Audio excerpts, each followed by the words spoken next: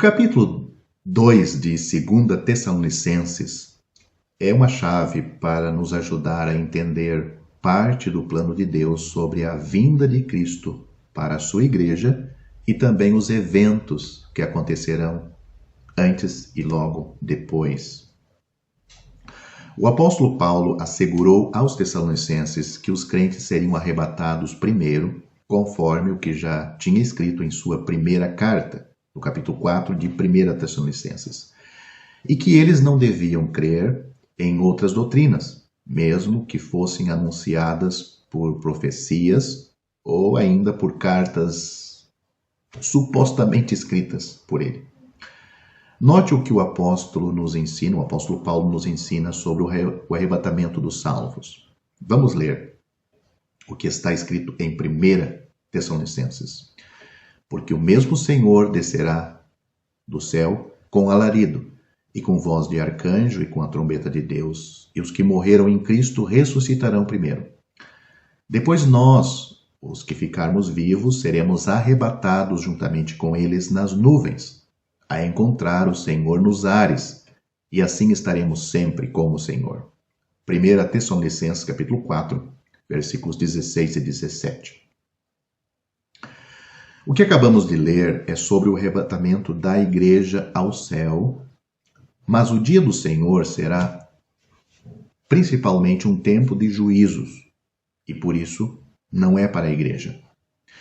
Os tessalonicenses não deviam desviar-se pelos maus ensinos, pensando que já havia começado o dia do Senhor, apesar de que algumas manifestações características já estarão em evidência antes do arrebatamento e o começo daquele dia.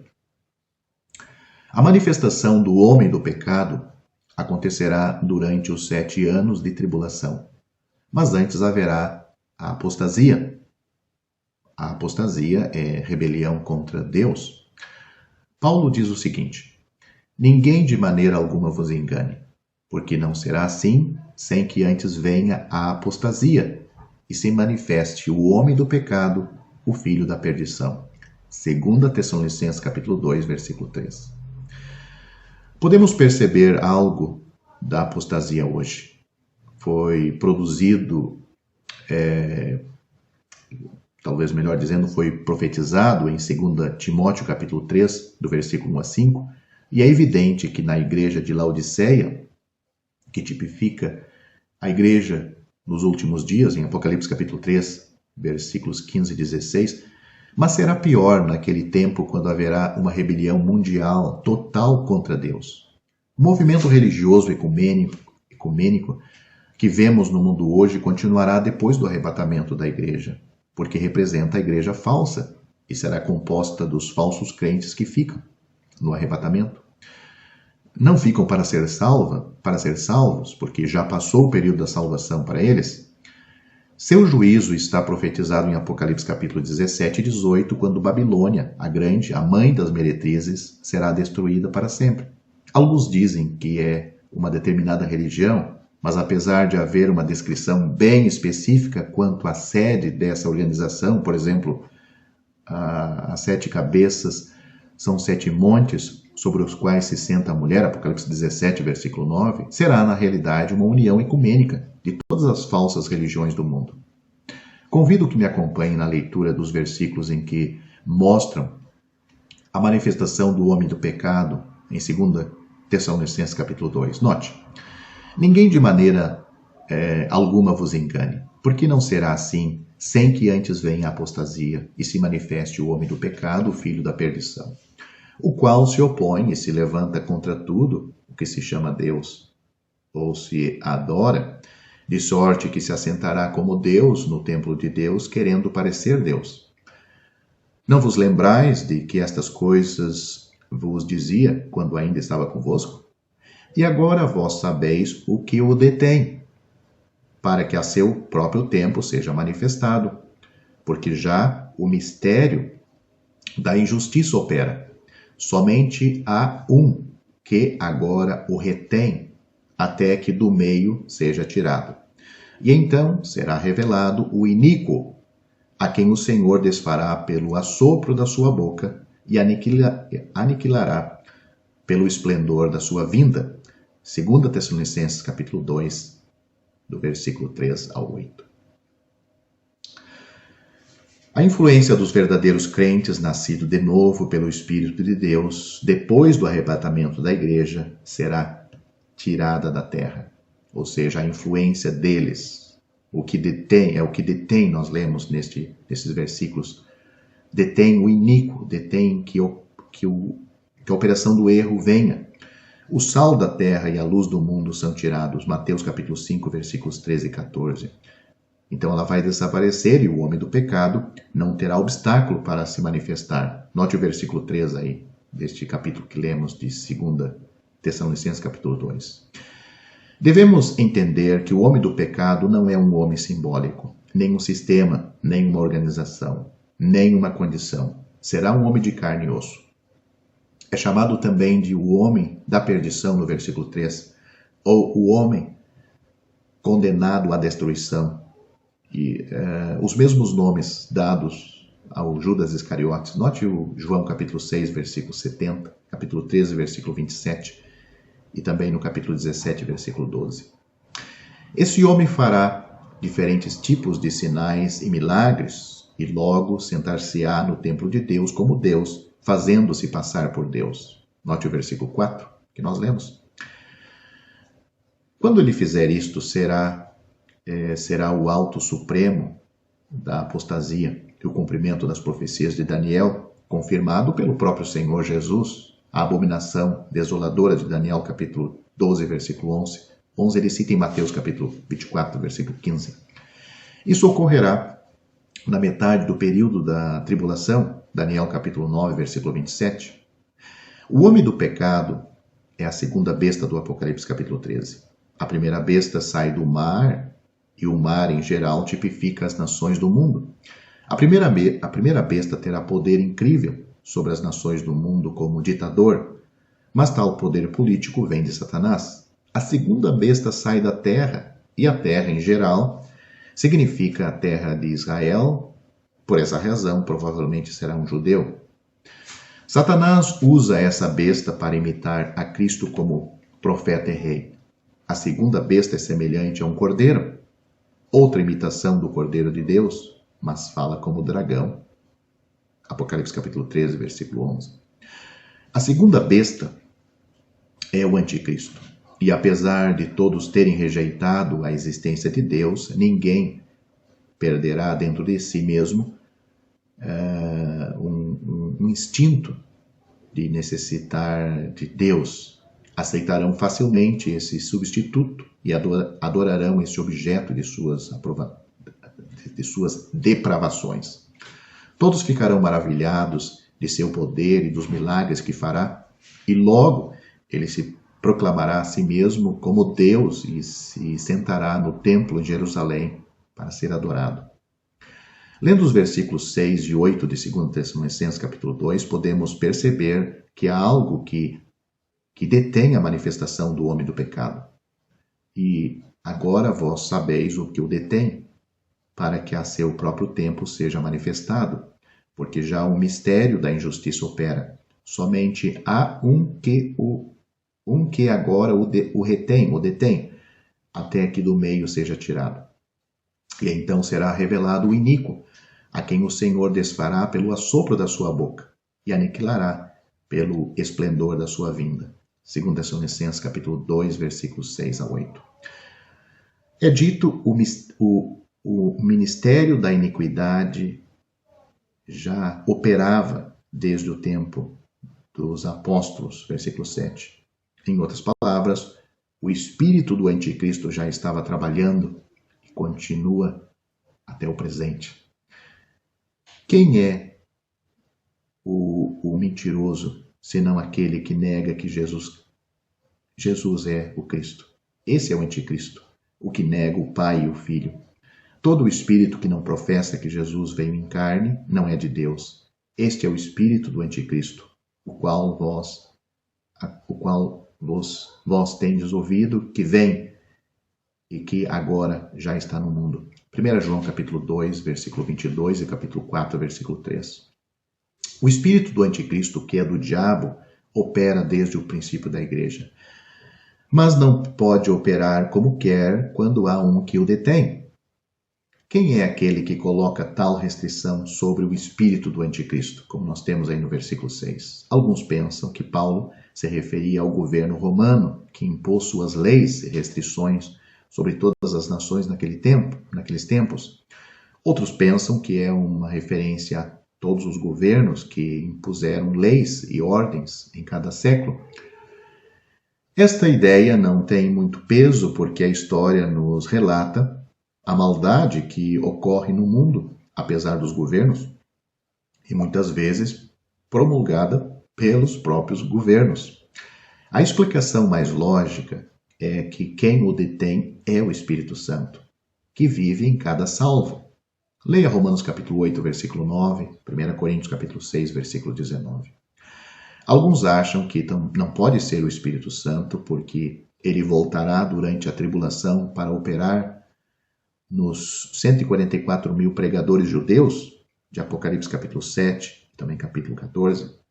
Devemos entender que há uma grande diferença entre o Espírito Santo operando por meio de alguns homens, como fez nos tempos do Antigo Testamento, em sua morada contínua em todos os crentes que formam a igreja hoje. Há uma diferença. O Espírito Santo no Antigo Testamento e na igreja hoje e depois do arrebatamento. Embora a igreja esteja em ruínas e débil hoje em dia, é ainda uma força que Satanás não pode conquistar.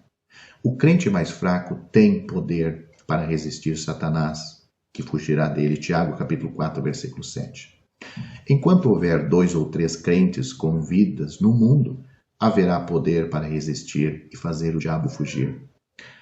A debilidade que sentimos está na nossa falta de fé e porque não valorizamos como devemos o poder que está à nossa disposição. Nunca devemos nos esquecer de que a igreja é uma grande restrição a Satanás.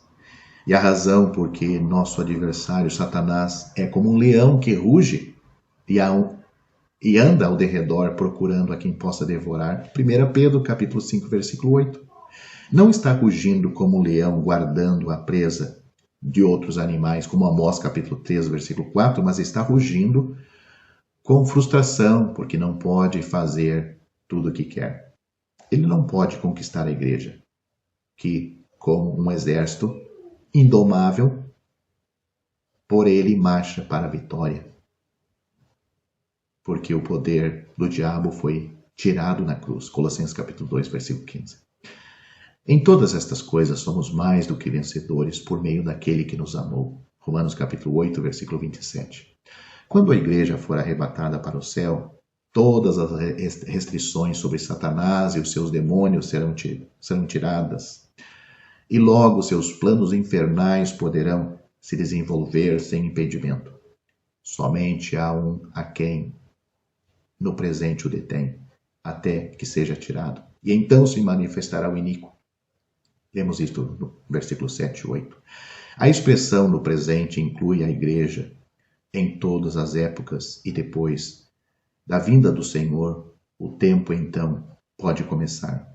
Os agentes de Satanás terão poder por um tempo para controlar o mundo como querem, mas o fim deles está profetizado.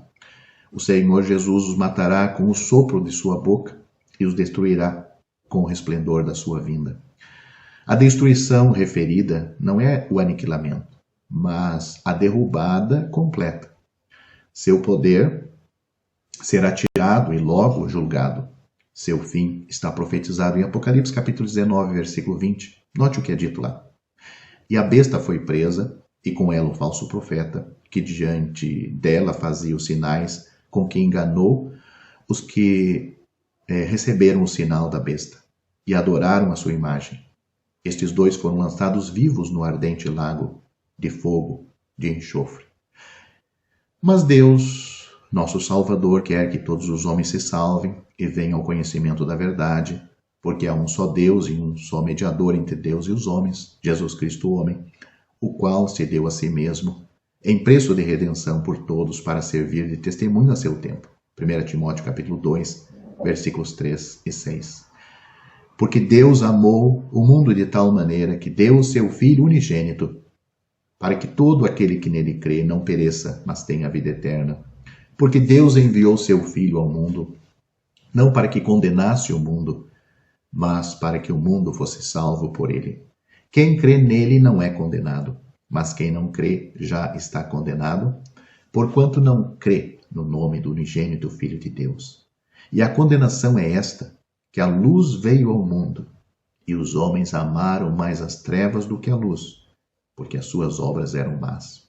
Porque todo aquele que faz o mal odeia a luz, e não vem para a luz, para que as suas obras não sejam reprovadas. Mas quem pratica a verdade vem para a luz, a fim de que as suas obras sejam manifestas, porque são feitas em Deus. Estas verdades estão em João capítulo 3, do versículo 16 ao 21.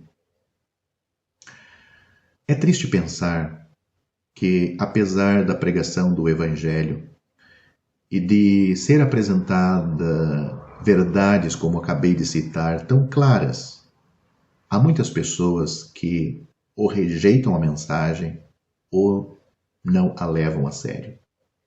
A incredulidade os levará à eternidade sem Cristo, sem esperança, sem salvação. Cada pessoa que rejeita a Cristo como seu Salvador terá que comparecer perante o trono branco para ser julgado e imediatamente lançado ao lago de fogo com Satanás e seus seguidores. Isso nós temos em Apocalipse capítulo 20, versículo 11 a 15. Não estou dizendo pessoas que não gostam de Cristo, que não falam de Cristo, mas pessoas que rejeitam a salvação que Cristo preparou na cruz. Confiam em si mesmos, confiam no pastor, no padre, no missionário, confiam no batismo, confiam no dízimo, mas não confiam em Cristo como seu Salvador. Sabendo isto, nós, os crentes, devemos ter o amor incondicional pelos perdidos e devemos sentir a urgência da proclamação do Evangelho. Paulo disse: conhecendo, pois, o temor do Senhor, persuadimos aos homens para serem salvos. 2 Coríntios capítulo 5, versículo 11. Sabendo que o juízo vem e o fim das coisas se aproxima, devemos também sentir a necessidade de viver de uma forma digna do Senhor e, ao mesmo tempo, aproveitar bem o tempo, porque os dias são maus. Efésios capítulo 5, versículo 16. Efésios capítulo 5, versículo 16. A vinda do Senhor deve encher o coração de cada salvo de gozo, paz e esperança, mas também deve influir no propósito de nossas vidas. Mas o dia do Senhor virá como ladrão de noite, no qual os céus passarão com grande estrondo, e os elementos ardendo se desfarão, e a terra e as obras que nela há se queimarão. Havendo, pois, de perecer todas estas coisas, que pessoas nos convém ser em santo trato e piedade. 2 Pedro capítulo 3, versículos 10 e 11. Você que me ouve e ainda não é salvo, não tem parte nem sorte nas bênçãos de Deus. Com a morte você abre os seus olhos no inferno. Com o arrebatamento você fica aqui neste mundo para ser condenado com o mundo ímpio e pecador. Você precisa ser salvo. Você necessita ser salvo. É uma urgência na sua vida. Não se engane. O belo, o atraente, o desejável vai passar. Passa logo. Você terá a realidade da eternidade. Quando realmente as coisas eternas terão o seu peso para todos nós. Já deve ter peso já nesta vida material, física, que também comporta o espiritual. Mas as pessoas em geral não pensam no espiritual. Vivem, sim, muitos religiosos, mas não tem peso as coisas eternas nas suas vidas. Começando com a salvação. Você tem que começar as coisas espirituais com a salvação. O Senhor Jesus Cristo disse: eu sou o caminho, a verdade e a vida. ninguém vem ao Pai, senão por mim. Ele disse, quem crê em mim tem a vida eterna. Não é condenado. Mas quem não crê já está condenado, porquanto não crê no nome do unigênito Filho de Deus. Ele diz mais, e a condenação é esta, que a luz veio ao mundo, mas os homens amaram mais as trevas do que a luz. Você precisa ser salvo. Se você não quer terminar a sua vida no lago de fogo, você precisa desta salvação. Só a obra de Cristo nos liberta dos nossos pecados, nos perdoa dos nossos pecados, nos justifica, nos torna aptos para habitar no céu. Você tem que fazer isto. Crer no Senhor Jesus Cristo como seu Salvador.